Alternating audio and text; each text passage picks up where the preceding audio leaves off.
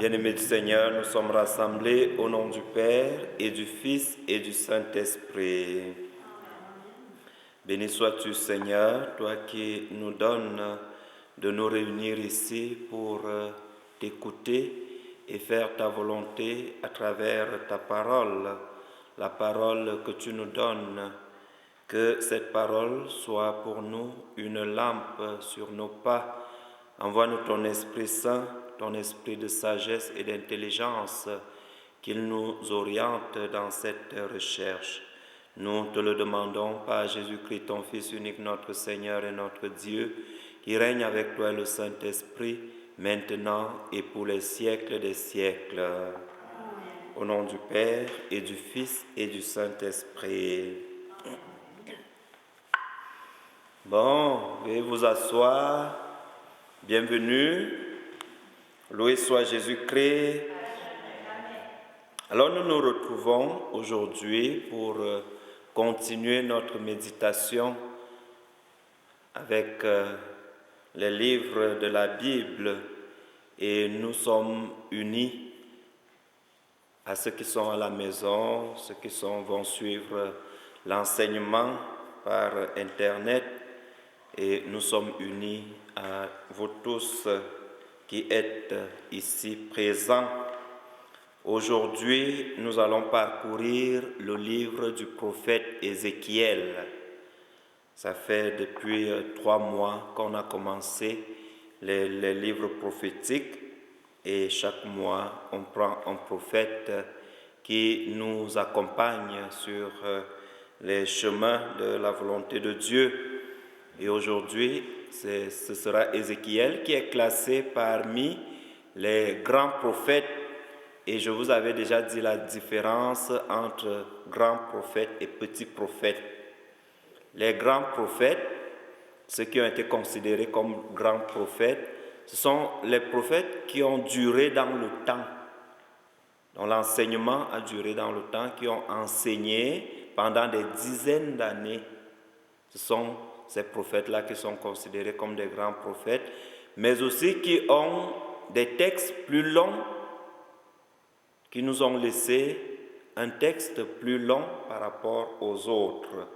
Alors Ézéchiel est parmi les grands prophètes parce qu'il a duré non seulement dans le temps, mais il nous laisse aussi un long texte, parce que son texte compte environ 48 chapitres. Alors, vous voyez que c'est vraiment considérable comme texte. C'est pour cela qu'il est classé parmi les grands prophètes. Alors, le nom Ézéchiel même signifie quoi?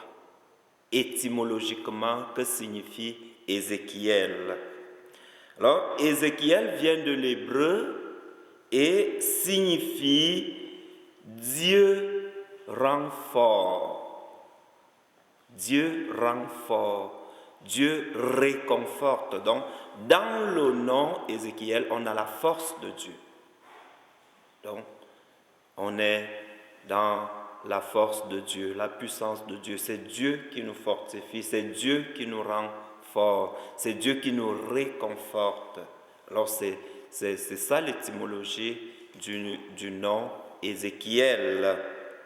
Alors, Ézéchiel est fils de prêtre. Son père était prêtre. Alors, selon la mentalité juive, lorsque ton père occupait un rang, automatiquement, les enfants devaient aussi être à l'image de leur père, exercer les mêmes fonctions que leur père. Alors, Ézéchiel de naissance est donc prêtre, parce que son père était prêtre. Alors, le fils aussi est prêtre. Alors, le fils du charpentier devait être charpentier, le fils du prêtre devait être prêtre, ainsi de suite. Et c'est comme ça qu'Ézéchiel est donc prêtre de naissance. Donc, il est déjà disposé dans la pratique religieuse, parce qu'il va voir son père travailler comme prêtre, et lui aussi, comme prêtre de naissance, il va travailler. Mais à ce statut de prêtre va s'ajouter un autre statut. celui de prophète. Ézéchiel devient donc non seulement prêtre, mais aussi prophète. Le prêtre est appelé à servir au temple, à offrir des offrandes, à prier Dieu pour le peuple et à demander au peuple de prier aussi ensemble. Mais le prophète, lui, vient annoncer la parole de Dieu. Il vient proclamer la parole de Dieu. Il vient dénoncer le mal. Il vient interpeller le peuple. Il vient interpeller le monde.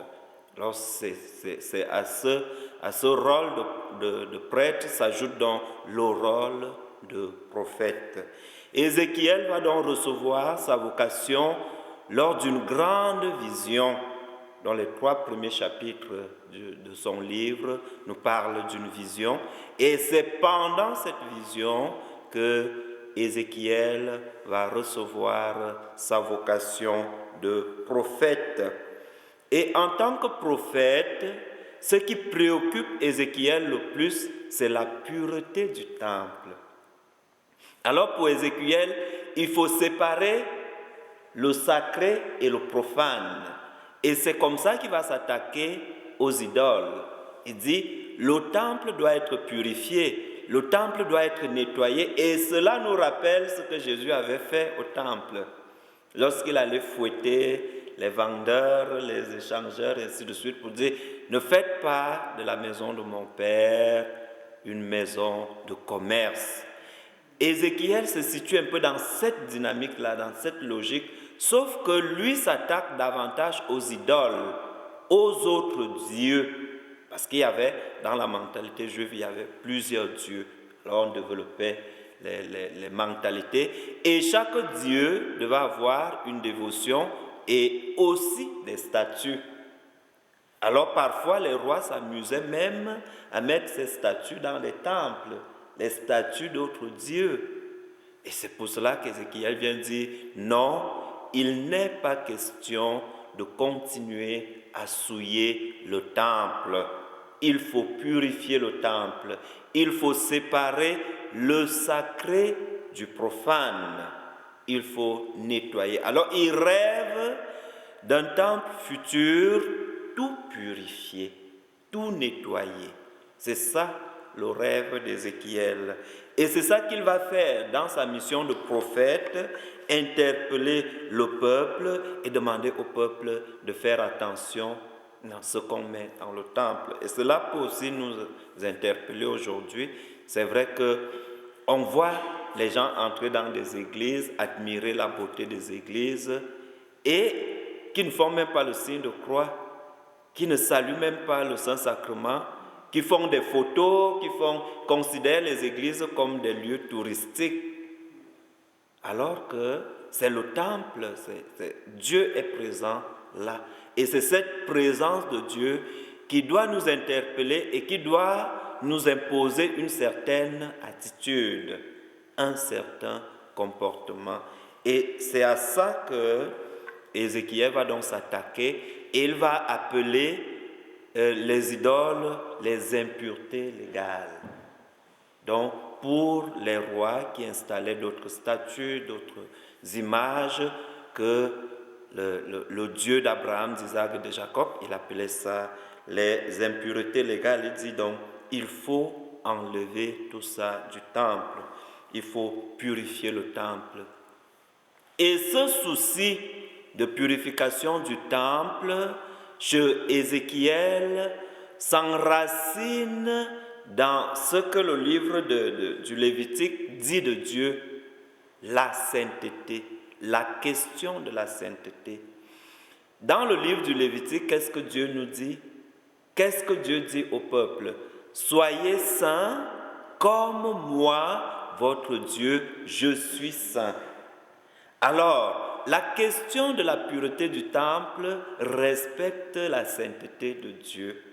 Dieu est saint et nous appelle à la sainteté. C'est une vocation, la vocation de devenir des saints et des saintes. Dieu nous appelle à la sainteté. Alors, lorsqu'Ézéchiel s'attaque donc à la réalité de la purification du temple, il dit non, c'est parce que Dieu est saint.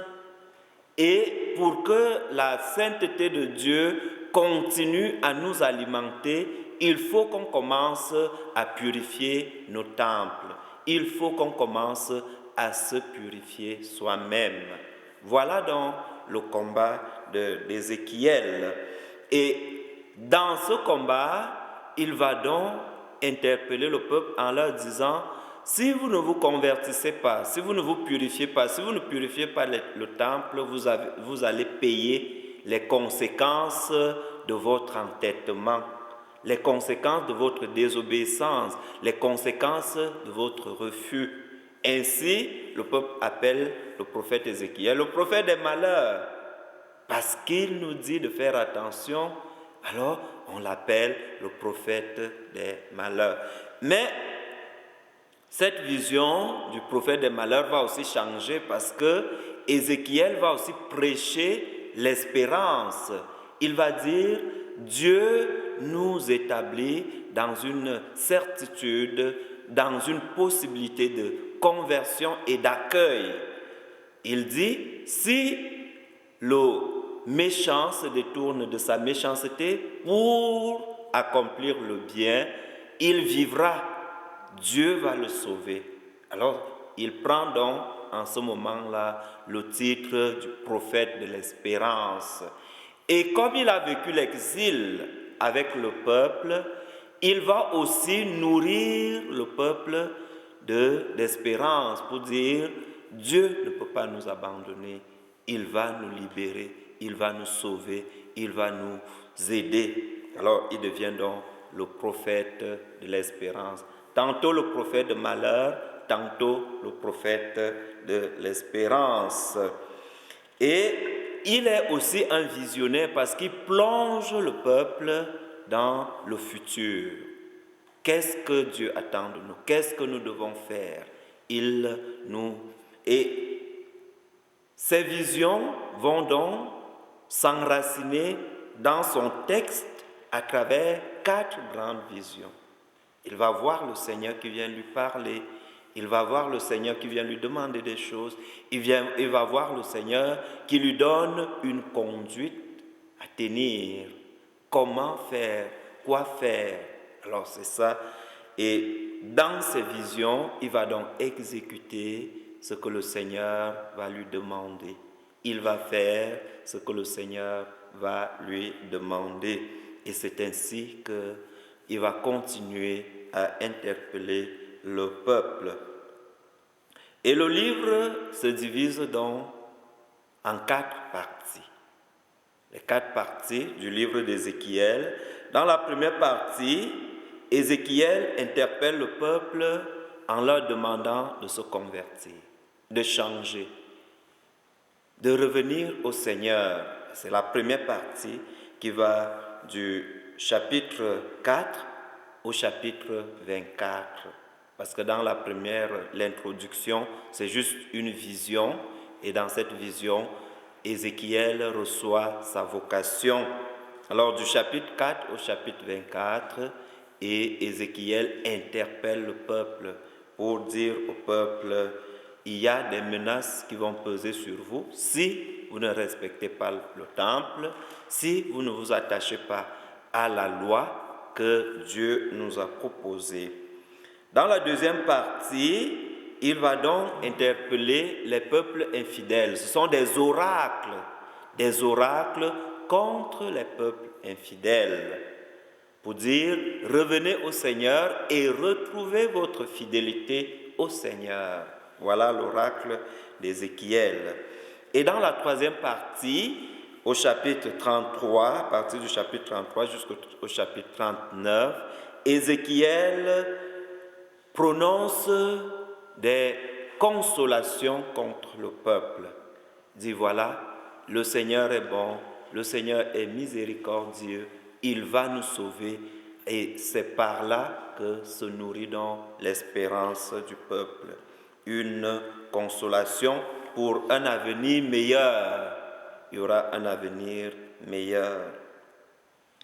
Et la dernière partie, qui va du chapitre 40 au chapitre 48, le prophète prévoit le statut politique et religieux de la communauté future rétablie en Palestine. Ça, c'est le retour de l'exil.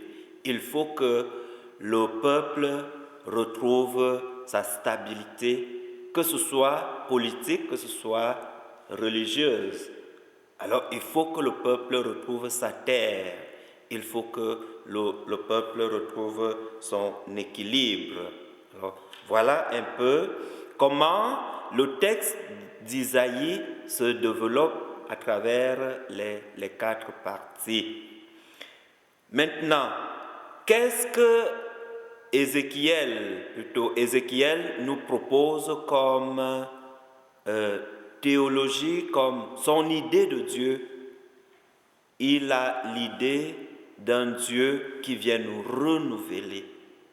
Alors il va dire, le Dieu qui vient nous accompagner, qui est au milieu de nous, est un Dieu qui nous donne un cœur nouveau et un esprit nouveau.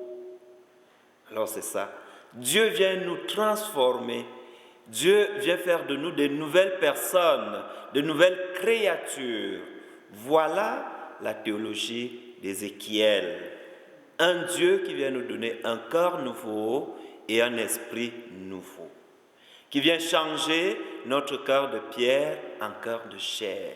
Qui vient nous donner son esprit pour que nous ayons la vie. C'est par l'Esprit de Dieu que nous avons la vie. Alors voilà ce que Ézéchiel nous donne comme nouveauté, comme idée qui s'enracine en Dieu. Et il nous parle aussi à travers ce renouveau de la grâce. La grâce de Dieu nous précède, la grâce de Dieu nous accompagne, la grâce de Dieu est en nous, la grâce de Dieu nous aide. Alors, il rejoint Saint Paul et Saint Jean dans la théologie de la grâce. Dieu est grâce et tout ce qu'il fait pour nous est aussi grâce, parce qu'il nous donne gratuitement, parce qu'il nous comble de ses dons. Alors, la théologie de la grâce de Dieu est au milieu de nous. Et cela nous rappelle souvent nos limites lorsqu'on dit « je ne suis pas capable, je ne peux pas ». Alors le Seigneur, à travers Ézéchiel, nous dit « tu peux parce que ma grâce te précède, tu peux parce que ma grâce t'accompagne, tu peux parce que je t'accompagne avec ma grâce ». Alors nous devons toujours garder en nous cette espérance que la grâce de Dieu nous précède, la grâce de Dieu nous accompagne. Alors Ézéchiel nous présente aussi un Dieu qui est au-dessus de tout, un Dieu qui est puissant, un Dieu qui est très haut, un Dieu qui prend une certaine hauteur pour nous élever, un Dieu qui veut nous faire prendre des ailes, qui veut nous élever. Alors voilà l'image de Dieu chez Ézéchiel. Et il revient donc sur la question de la justification qui est en lien avec la question de la sainteté. Si Dieu est saint, nous devons chercher ce qui est juste.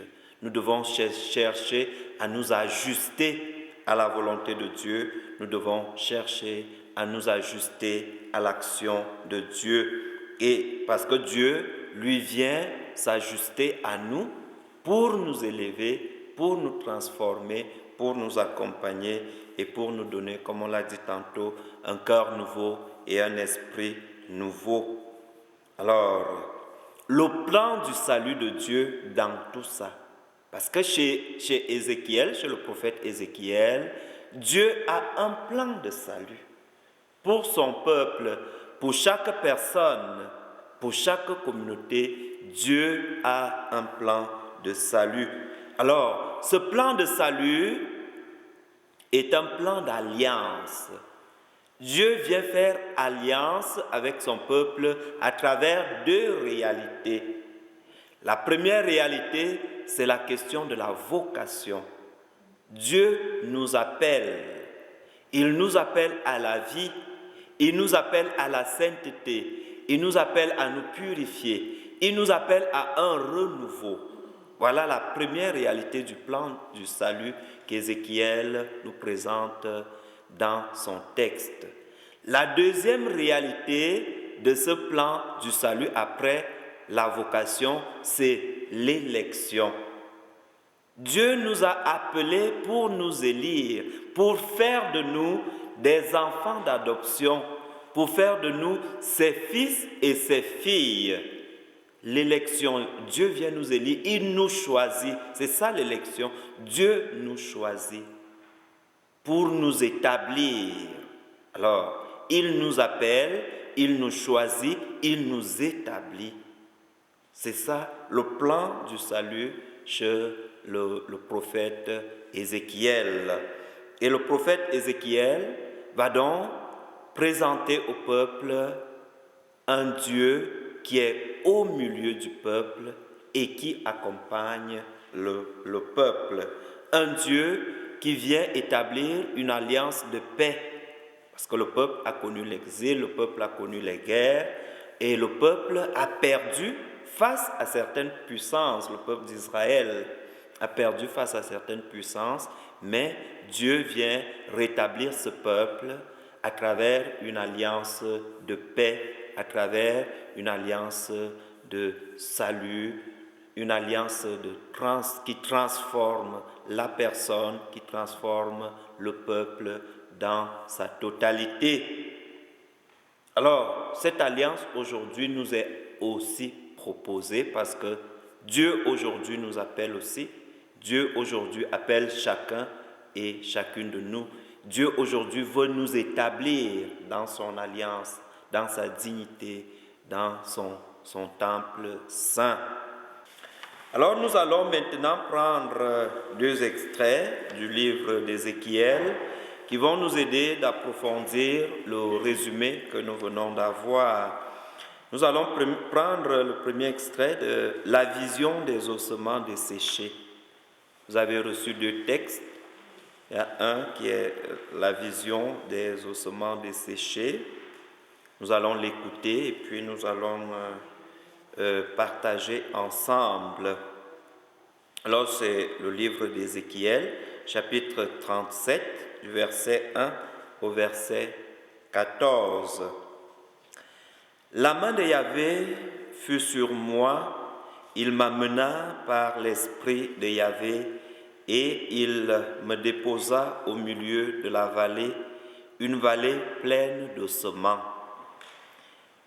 Il me la fit parcourir parmi eux en tous sens. Or, les ossements étaient très nombreux sur le sol de la vallée et ils étaient complètement desséchés.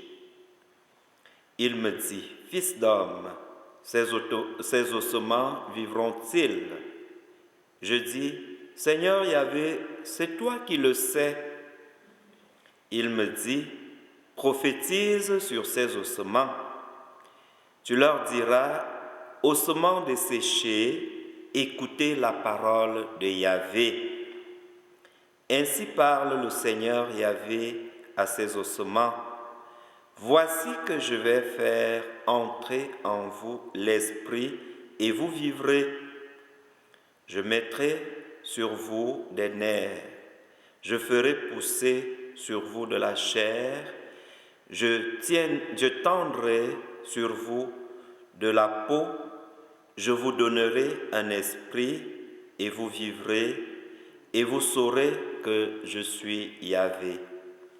Je prophétisais comme j'en avais reçu l'ordre. Or, il se fit un bruit au moment où je prophétisais. Il y eut un frémissement et les eaux se rapprochèrent les uns des autres. Je regardais, ils étaient recouverts de nerfs, de chair. La chair avait poussé et la peau s'était tendue par-dessus, mais il n'y avait pas d'esprit en eux. Il me dit, prophétise à l'esprit, prophétise, fils d'homme. Tu diras à l'esprit, ainsi parle le Seigneur Yahvé. Viens des 4 vents, esprit, souffle sur ces morts et qu'ils vivent. Je prophétisai comme il m'avait donné l'ordre, et l'esprit vint en eux. Ils reprirent vie et se mirent debout sur leurs pieds, grande, immense armée. Alors il me dit, fils d'homme, ces ossements, c'est toute la nation d'Israël. Les voilà qui disent, nos os sont desséchés, notre espérance est détruite. C'en est fait de nous. C'est pourquoi, prophétise, tu leur diras, ainsi parle le Seigneur Yahvé, voici que j'ouvre vos tombeaux, je vais vous faire remonter de vos tombeaux, mon peuple, et je vous ramènerai sur le sol d'Israël. Vous saurez que je suis Yahvé lorsque j'ouvrirai vos tombeaux et que je vous ferai remonter de vos tombeaux, mon peuple. Je mettrai mon esprit en vous et vous vivrez, et je vous installerai sur votre sol, et vous saurez que moi, Yahvé, j'ai parlé et je fais oracle de Yahvé. Parole du Seigneur. Nous rendons grâce à Dieu. Alors voilà un texte, une vision, parce que nous avons tantôt dit que dans le texte d'Ézéchiel, il y a 4 grandes visions. Alors voilà l'une des visions que Ézéchiel a, la vision des ossements desséchés. Alors, en écoutant ce texte, en lisant ce texte, qu'est-ce qui vous frappe? Qu'est-ce qui retient votre attention? Qu'est-ce qui vous touche?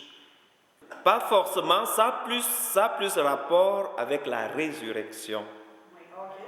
Oui, ça a plus rapport avec la résurrection parce que la fin des temps, c'est autre chose. Mais ici, c'est les ossements qui reprennent vie, qui ressuscitent, qui reviennent à la vie. Donc, ça a plus rapport à la résurrection. Dieu vient ressusciter les morts, Dieu vient nous ressusciter, Dieu vient nous redonner la vie.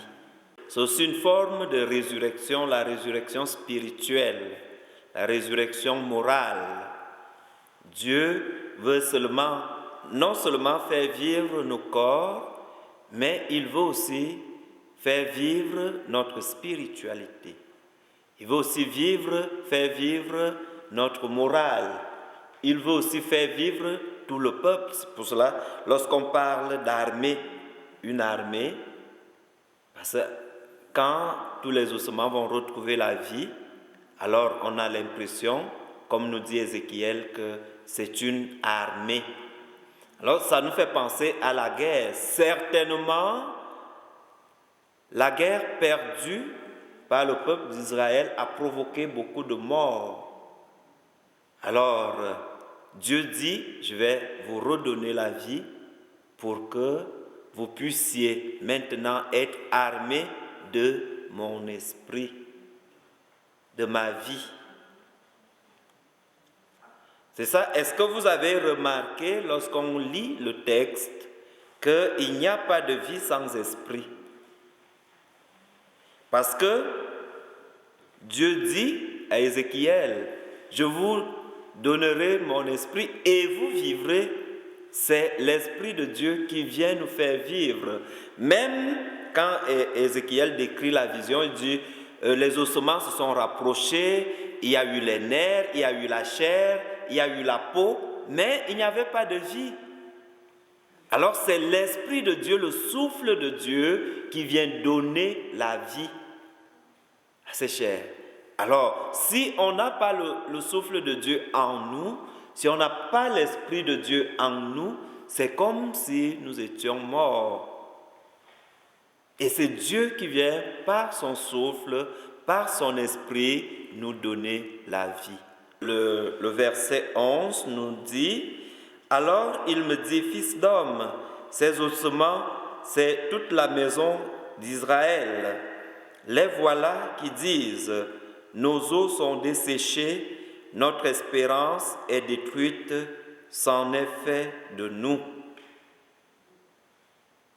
Alors, cette image n'est pas une réalité des ossements qui sont quelque part dans un endroit, mais il dit, le peuple est plongé dans le peuple est plongé dans le désespoir.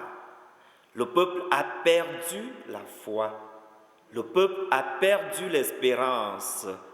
Et le peuple dit, c'est fini pour nous, il n'y a plus rien à faire.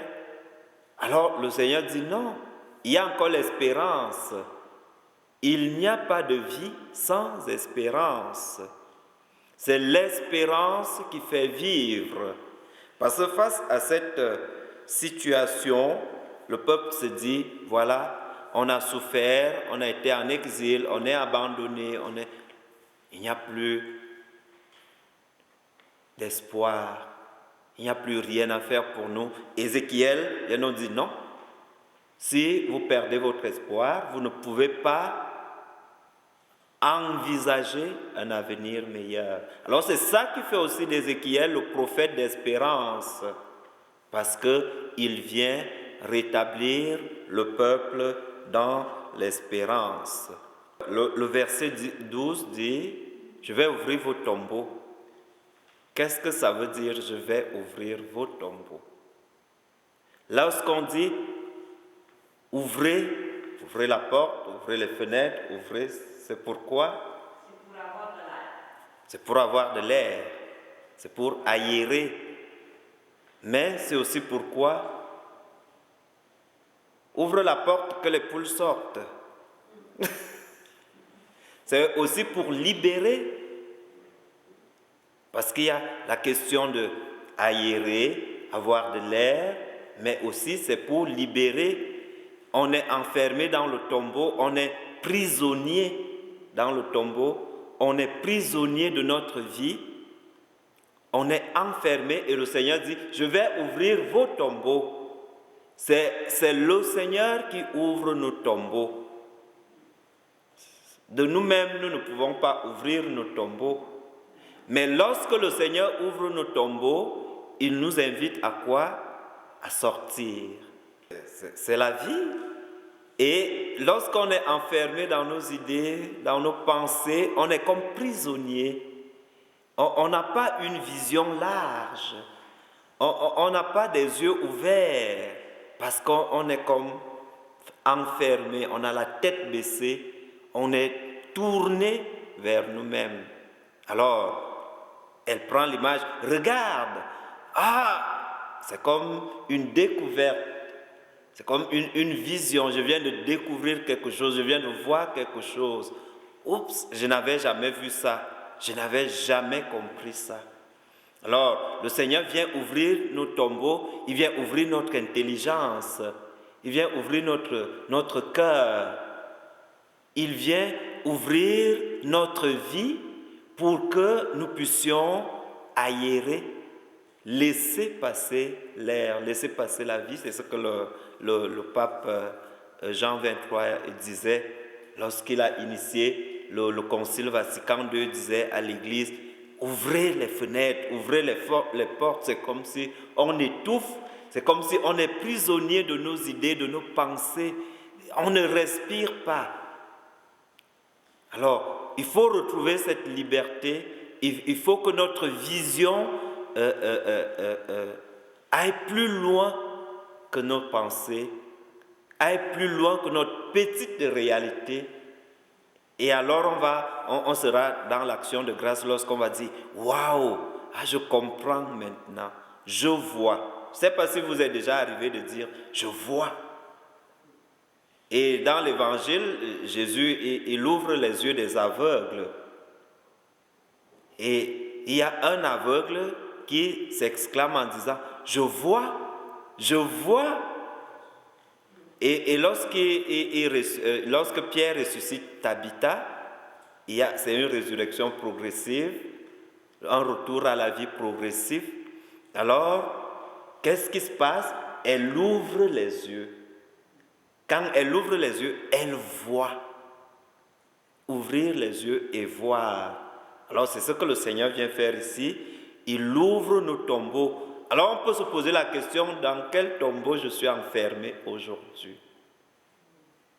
Et que j'aimerais que le Seigneur vienne ouvrir pour me libérer, pour me donner les ailes, pour me donner de sortir, de reprendre la vie. Alors, c'est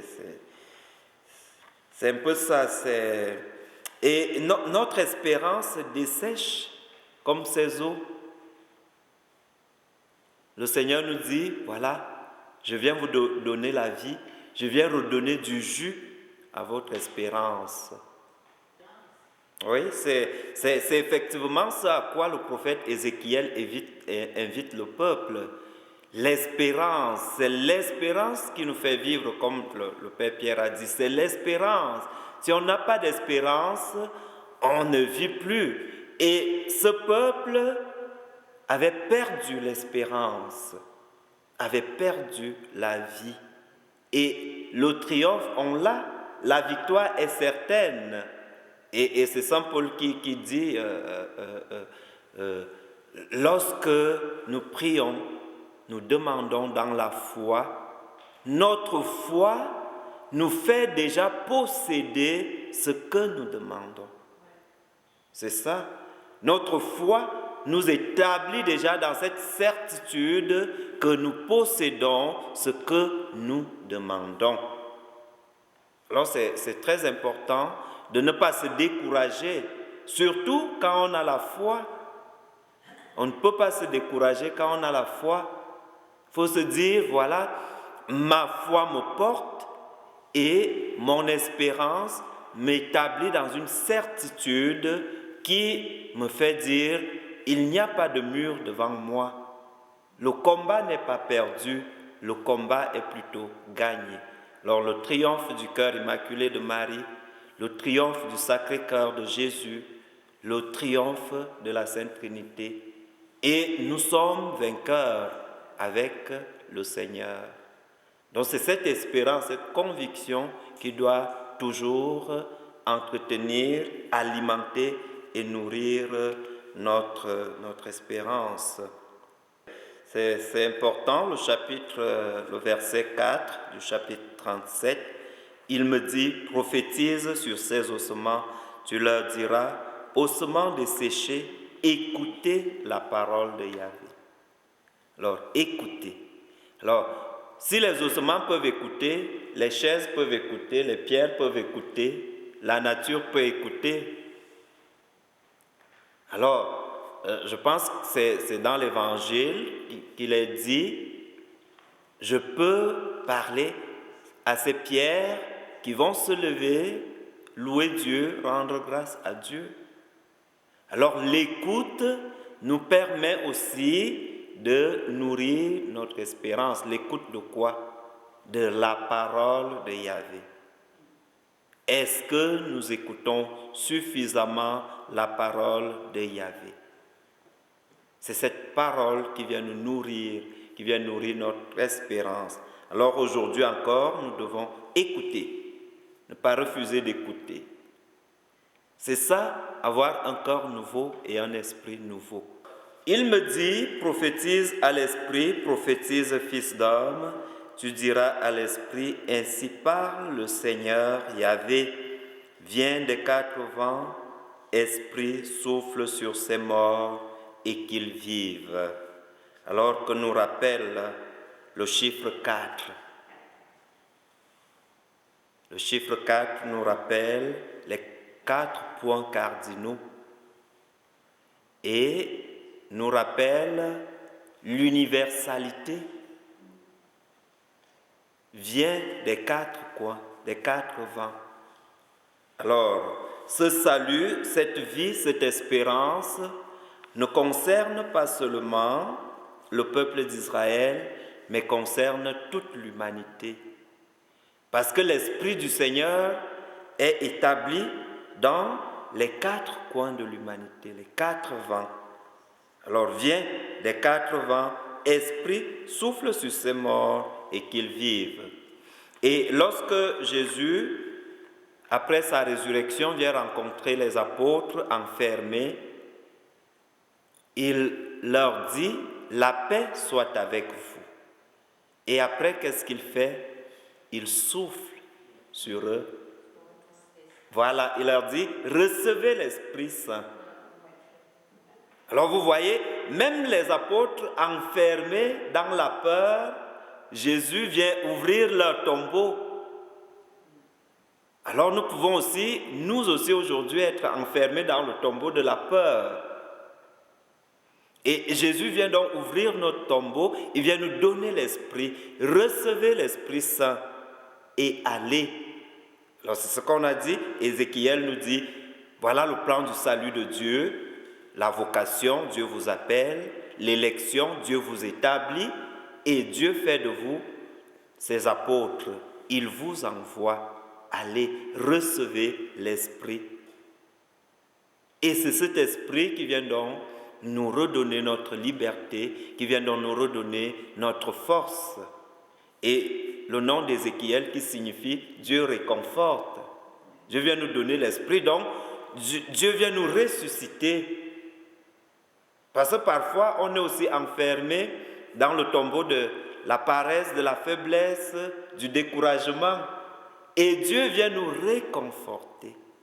Il vient ouvrir nos tombeaux de paresse, de découragement, de fatigue, pour que nous puissions vivre.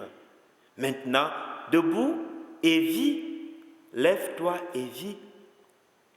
Et lorsque les apôtres reçoivent à la Pentecôte l'Esprit, qu'est-ce qu'ils font? Ils sortent. Le tombeau s'ouvre et ils sortent. Et lorsqu'ils sortent, qu'est-ce qu'ils font? Ils prophétisent, ils annoncent la nouvelle du salut. Ils annoncent l'Évangile. Alors c'est pourquoi Dieu vient nous donner l'Esprit. Il vient nous donner l'Esprit pour qu'on sorte, pour qu'on proclame, pour qu'on annonce avec assurance. Et lorsqu'on a reçu l'Esprit, rien ne peut plus nous arrêter, rien ne peut plus nous empêcher d'évoluer, de continuer, de proclamer, d'annoncer. Rien. Alors, le Seigneur nous propose son Esprit tous les jours, mais c'est à nous maintenant d'accueillir cet Esprit, d'accepter l'Esprit de Dieu.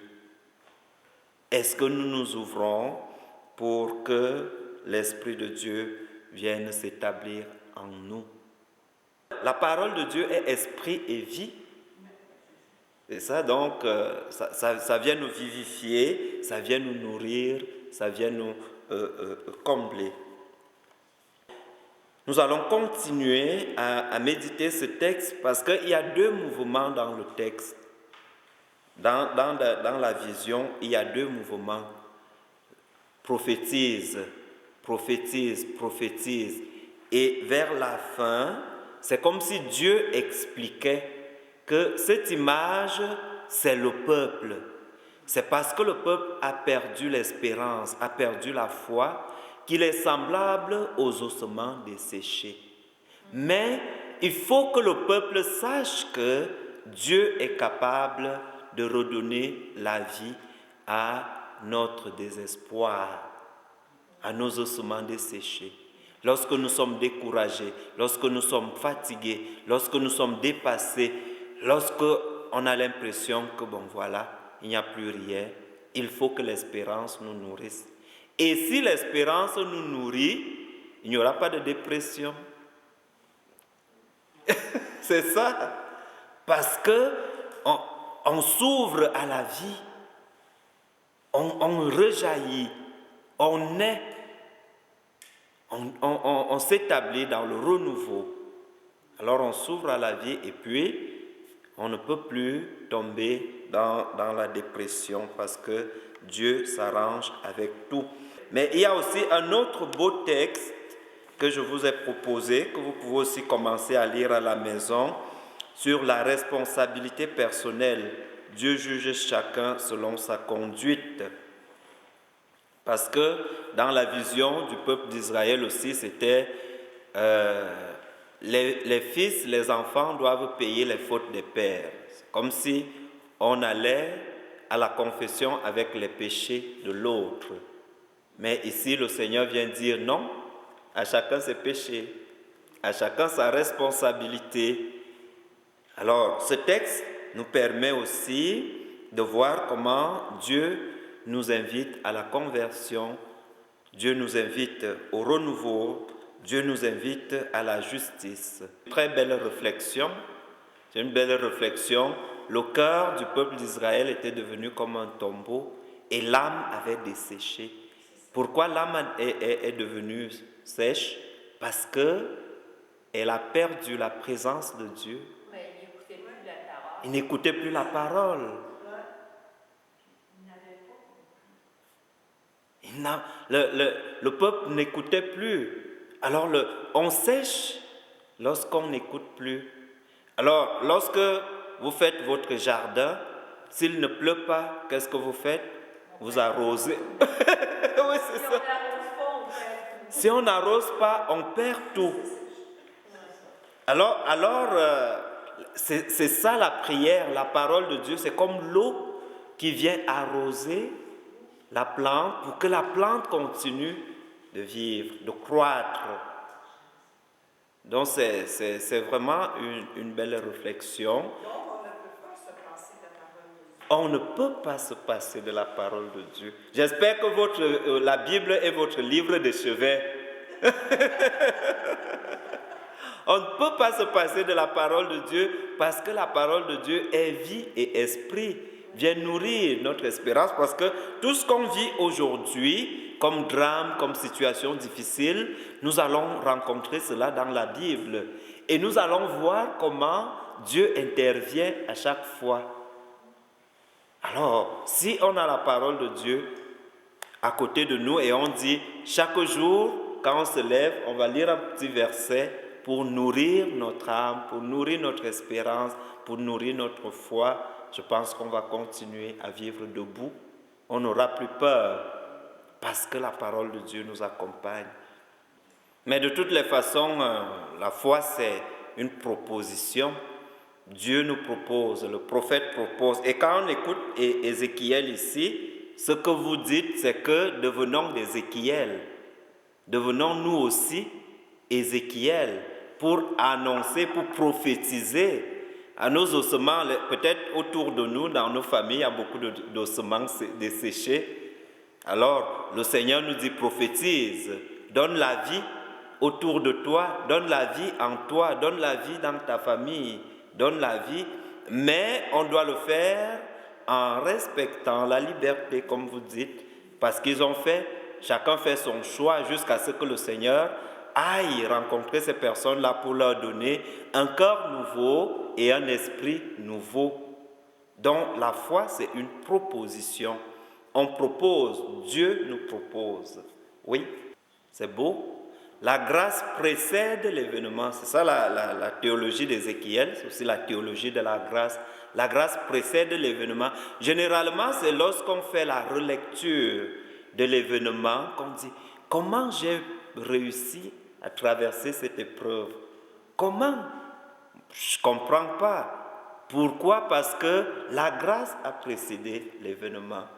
Et c'est cette grâce qui nous a portés.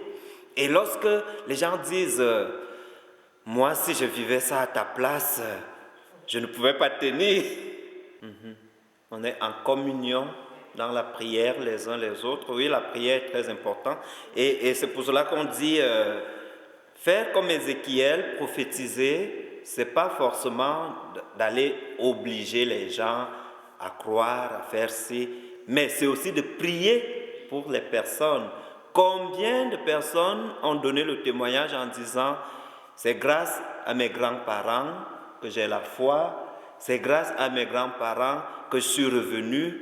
Je pense que c'est la prière de mes parents qui a fait en sorte que je me convertisse. Et on a l'exemple de Saint Augustin et Sainte Monique. Sainte Monique, elle priait pour la conversion de son mari, pour la conversion de son enfant Augustin. Et Dieu a exaucé sa prière. Et Saint Augustin a retrouvé la vie. Son père aussi a retrouvé la vie. Et aujourd'hui, Saint Augustin nous est présenté par l'Église comme un modèle, un grand saint dans l'histoire de l'Église. Pourquoi? Parce que sa mère a prié. Alors nos prières sauvent les vies. Si on prenait conscience de l'impact de nos prières, on n'arrêterait pas de prier. On prierait sans cesse, prier sans cesse pour redonner la vie aux autres. Alors, comme les bonnes choses ne durent jamais, on va arrêter là et puis on va continuer à méditer, à nous nourrir de cette belle parole d'Ézéchiel. Et le mois prochain, on va continuer notre méditation. Loué soit Jésus-Christ à jamais.